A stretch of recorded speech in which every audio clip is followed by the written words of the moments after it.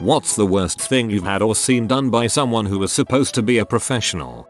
My girlfriend at the time was unhappy with the appearance of her teeth, and rather than go with orthodontics, which my very professional dentist had recommended, opted to go with the instant solution of crowns and veneers, nearly a dozen in all, suggested by a dentist at some random strip mall. Doing this work required she get 6 root canals. Her first appointment for the work was a Friday at about 2 p.m. They worked on her for 3 hours, and when it was 5 p.m. and it was quitting time, they stopped work, put a temporary bridge on her and said they'd see her in 2 weeks, when her next appointment was scheduled, and sent her home. Once the lidocaine wore off, she was in agonizing pain. By Sunday she literally asked me to kill her. Calls to the dentist's service went unreturned. Monday morning she called and was told the pain was normal and they wouldn't see her earlier. That afternoon I called my dentist, explained the situation and brought her in immediately. He gave her some lidocaine which provided instant relief,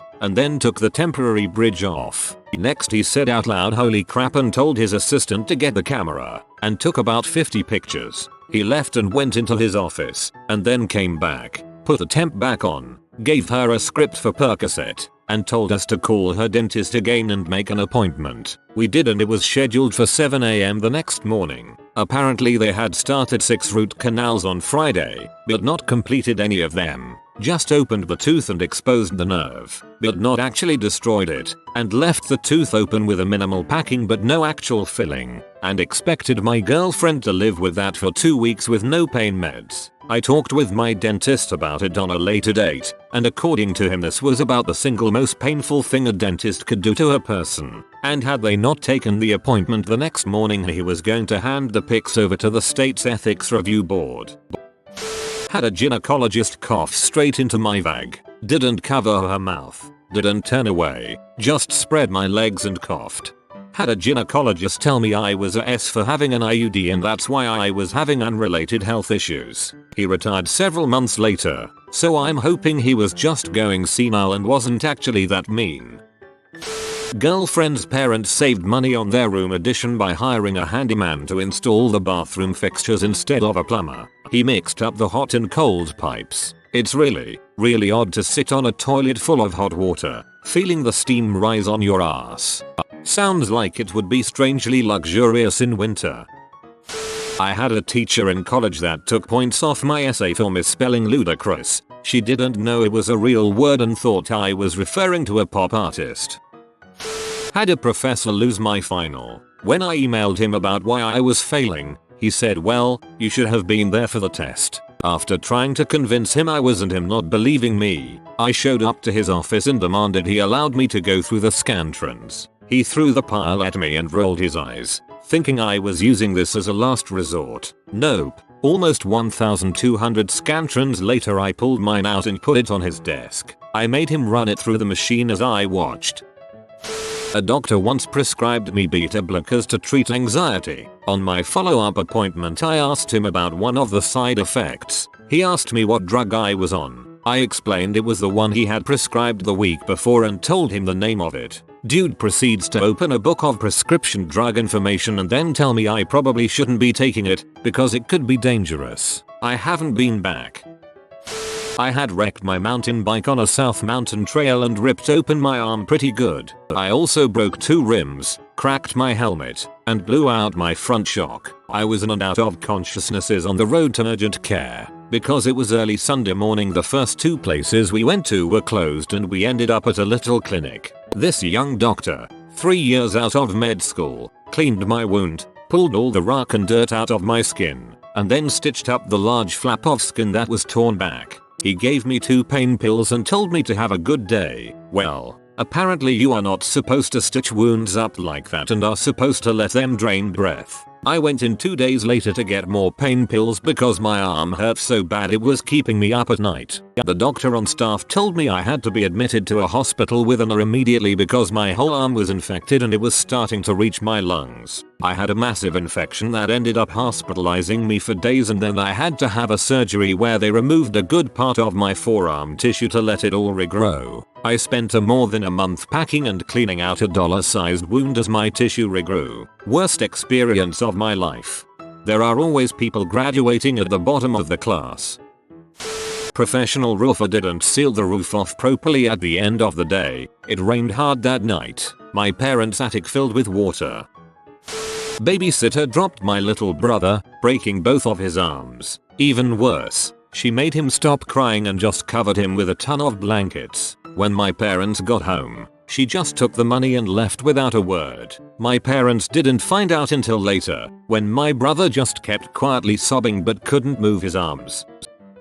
A sign language interpreter was working in a classroom. She had only one deaf customer, so instead of doing her work, conveying the message between spoken and signed language, she flirted the entire time with a guy who was sitting next to the deaf student.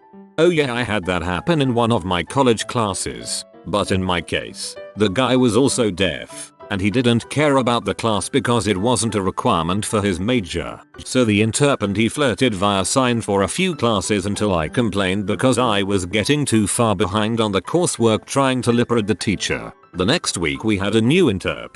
Guy was not happy. I saw a cop hold a suspect at gunpoint while holding his gun sideways like a wannabe gangster.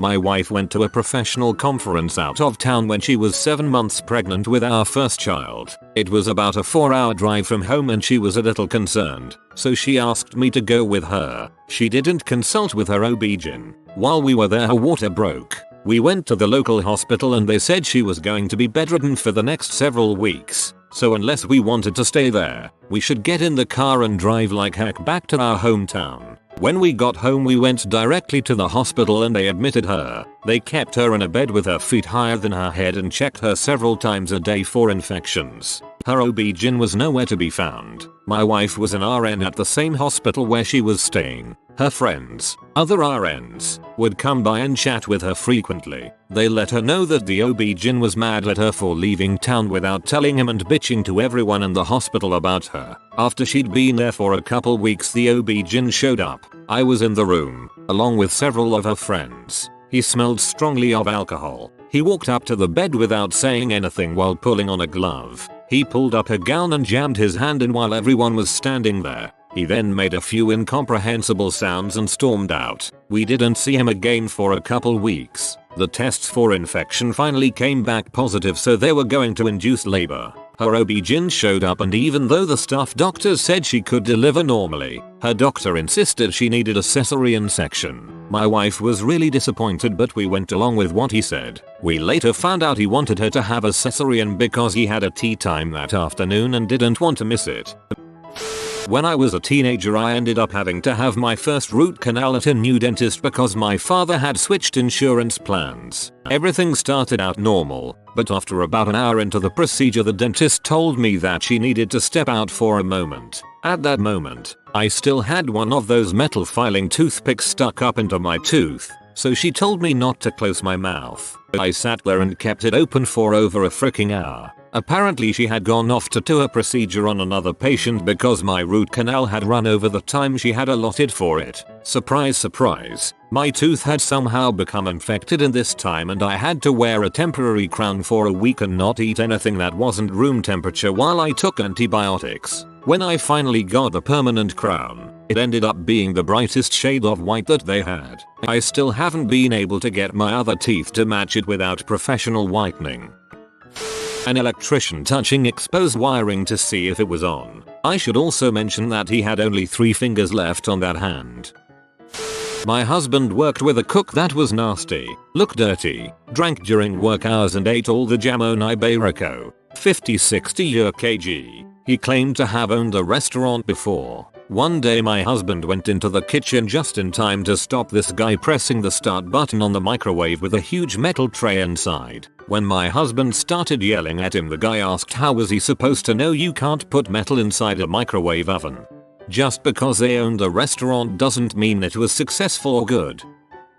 One of my history teachers in high school was a complete douche. He looked like the villain in Air Bud. Red hair, Charlie Brown bulb of hair in the front with a mustache. He had done things like try to rip my papers apart when I stapled the wrong 2 together, ripped one in half and made me tape it back together. Completely hated the guy. One day he brought his daughter to school and she wasn't acting the way he wanted. He locked her ass in the closet in the classroom. The entire school heard about it. I was taking courses via distance in order to complete my university degree. One particular class was an economics class. The professor that semester was filling in for the regular prof and had never taught via distance before and was using the regular prof's materials. No big deal, it's really not that hard. So midterms roll around. We write the multiple choice midterm and our proctors mail it back in. Being as there are people across the country, and often in other countries, taking the course, the tests take a while to come back and be graded. So one day we log into the online courseware and see that our grades are posted, along with a very long and ranty email from the professor. The entire class failed the midterm. She insisted that she double and triple check the answer key, and it was right, and that she never had such a thing happen before. She also admonished us for not studying hard enough and that we really had to work to pass the final. As you can imagine, there was nothing but uproar amongst the class. No one could believe that not even one person didn't pass the midterm. So we waited for the midterms to be returned to us. Along the way she decided to compromise and offer us a very fair final. Double all midterm marks so they were where they should be and use the better mark between the two for the course grade, as long as the final was passed. Now, it's 3 weeks before the final, and everyone is flipping the frick out to ensure we completely understand the material. Online study groups are created.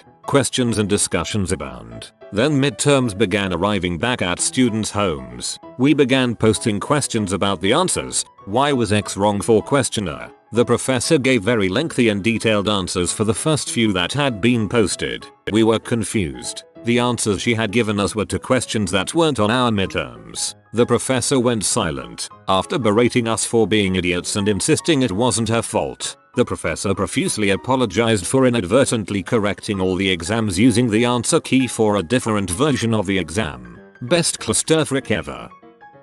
Let me start by saying I've had a peanut nut allergy since infancy. When I was in preschool there was a day that they were serving PB&J sandwiches. Me being the smart little squeaker I was, I called attention to the fact that I can't eat the PB&J because I'm allergic to peanuts. One of the teachers came over to me, grabbed my sandwich, opened it up, and wiped the side with mostly peanut butter against the edge of a table and put it back together and gave it to me. I gave her a dead confused and repulsed stare, followed by a courteous, "Can I have something else please?" The girl then fetched me broccoli and cheddar soup, I think, and I ate that instead with pride. Later, of course, I told my mother who rose all of heck. Electrician who claimed he could do network cabling, added 3 network points the same way you'd added power sockets, by running a spur from one existing network point. The result, 4 network points in the office. Perfect in every way except that you could only use one at a time. When I was 6 I was sent to a therapist for ADHD. He decided to give me 11 different medications over the course of a few months. They made me appear to be completely insane. My behavior became strange and violent. My parents eventually made me a day patient at the local asylum because they caught me talking to things that weren't there. Thankfully the therapist there got me off the cocktail and told my parents to sue the original therapist. I still remember the nightmares hallucinations that would blend together. When I was a teen, I went to the ER because I had been bit by a cat. The doctor told me I should take antibiotics and asked me what kind I wanted. To clarify, I'm not a doctor nor was I one at age 13. That's our agent who after x-raying my rifle case looked at me and threw it across the room. I don't think anyone here characterizes SAR agents as professionals. My co-worker doesn't know how to transfer calls. She just tells people to hang up and call us again and ask the receptionist for someone else. I have a co-worker that does that too, but he looks, on the transfer sheet, to tell them what extension to dial when they call back. I guess that transfer button that is right there on the phone isn't big enough for him. In 4th grade, I hurt my ankle during recess and told my teacher I thought it was broken. I mean my ankle had swelled to the size of an orange. Of course, the teacher dismissed me and had me go to the nurse who said it was just a little sprain. I walked home that day, 8 blocks, with a shattered ankle. When I got home I showed my mom, went to the ER, and had to wear a cast for 8 weeks.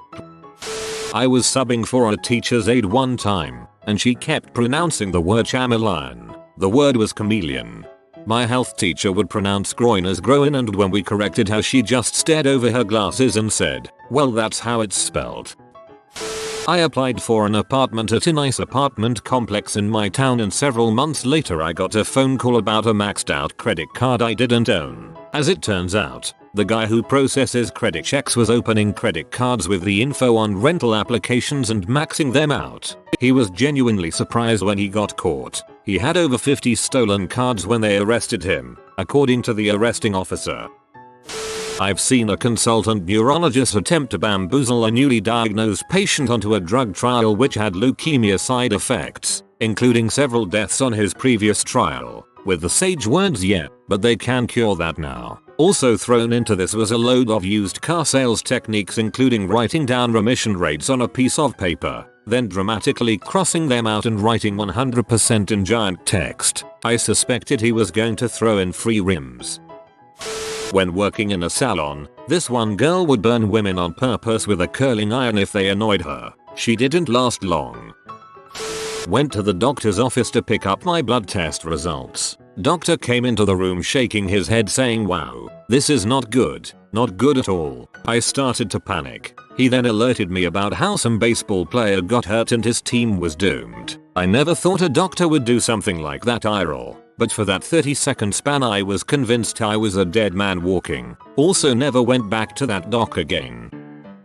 One time the people who installed our toilet sealed the lid shut. We had to buy an entire new toilet.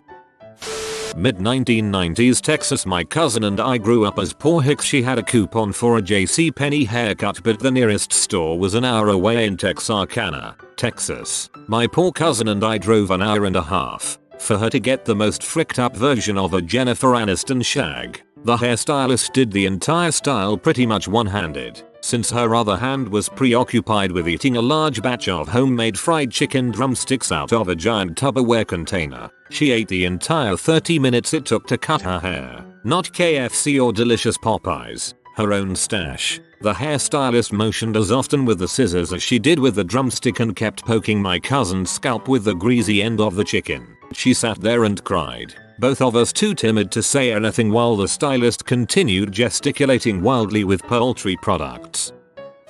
My little brother's pediatric dentist pulled a tooth without any kind of anesthetic at all.